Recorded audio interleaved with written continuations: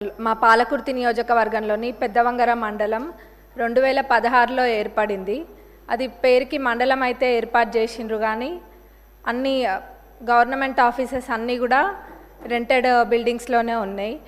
దీనికి ఒక దాతలు ముందుకొచ్చి స్థలం ఇవ్వడం కూడా జరిగింది. దాంట్లో ఎంఆర్ఓ ఆఫీస్ ఆల్రెడీ ప్రారంభించి 50% పనులు కూడా పూర్తయినాయి. మిగతా 50% పనులు ఏవైతే ఉన్నాయో దానికి ₹1 కోటి అయితే ఆ బిల్డింగ్ సంపూర్ణంగా పూర్తవుతుంది.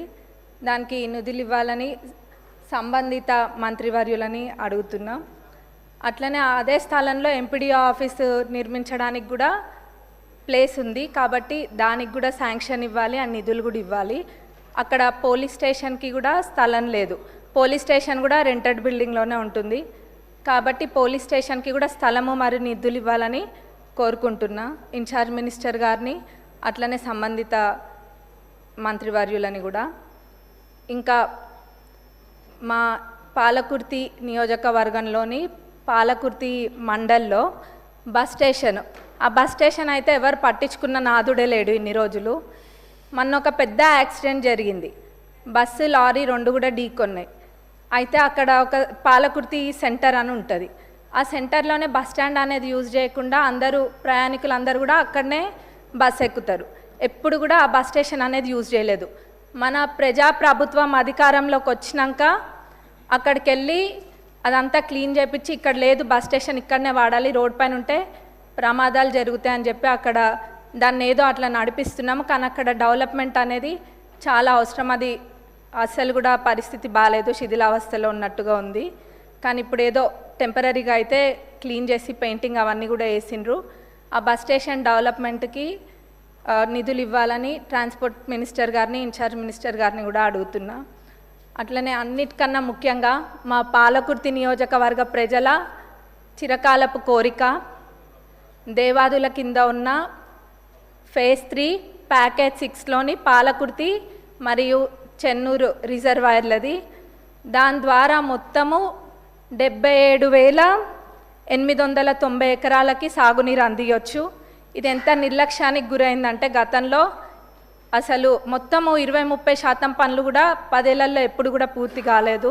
నేను గతంలో కూడా అడిగితే మన ఇరిగేషన్ మినిస్టర్ గారు సానుకూలంగా స్పందించి రివైజ్డ్ ఎస్టిమేట్ వేపిస్తే మొత్తం ఒక 1015 కోట్ల దాకా రివైజ్డ్ ఎస్టిమేట్ కూడా వచ్చింది. వారు దేవాదులలో ప్రత్యేక శ్రద్ధ చూపిస్తున్నారు మన ఇరిగేషన్ మినిస్టర్ గారు కూడా.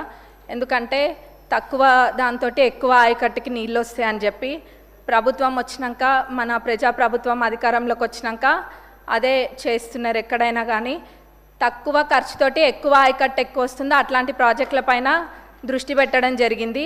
అందులో మా పాలకుర్తి చెన్నూరు ఇది దేవాదులది కూడా ఉంది. కాబట్టి దీనికి నిధులు కేటాయించాలని మన ఉప ముఖ్యమంత్రి వర్యులని, ముఖ్యమంత్రి గారిని, ఇన్ఛార్జ్ మినిస్టర్ గారిని, ఇరిగేషన్ మినిస్టర్ గారిని కూడా కోరుకుంటున్నాం. ఎందుకంటే ఇది మా ప్రజలు ఎప్పటి నుంచో కోరుకుంటున్నారు, ఎప్పుడు కూడా అది పడవబడే ఉంది. కాబట్టి ఇది చేయడం వల్ల చాలా మటుకు రైతులకి మేలు చేకూరుతుంది మా ప్రాంతంలో. అందులో ఎక్కువ శాతం అంటే 45,000 ఎకరాలు, ఆ 77,000 ఏదైతే ఉందో అందులో 45,000 ఎకరాలు మా నియోజకవర్గానికి సంబంధించే ఉంది, 45,000 ఎకరాలు.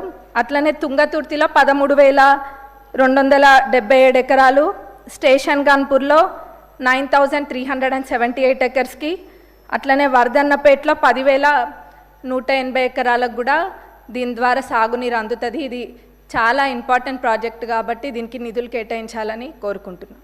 ధన్యవాదాలు అధ్యక్ష. గౌరవ మంత్రి గారు.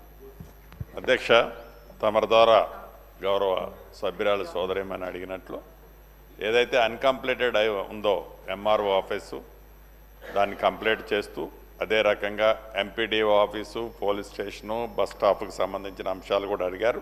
తప్పకుండా వాటిని కూడా పరిశీలించడం జరుగుద్ది. ముఖ్యంగా ఇరిగేషన్కి సంబంధించిన దేవాదుల ప్రాజెక్టుకు సంబంధించిన అంశంలో ఈ పాలకుర్తి నియోజకవర్గం కానీ ఆ పరిసర ప్రాంతాల్లో ఉండే మిగతా నియోజకవర్గాలకి కృష్ణా గోదావరి పరివాహక ప్రాంతానికి సంబంధించిన నీటి సరిగా రాని కారణంగా ఇబ్బంది పడుతున్నమాట వాస్తవం.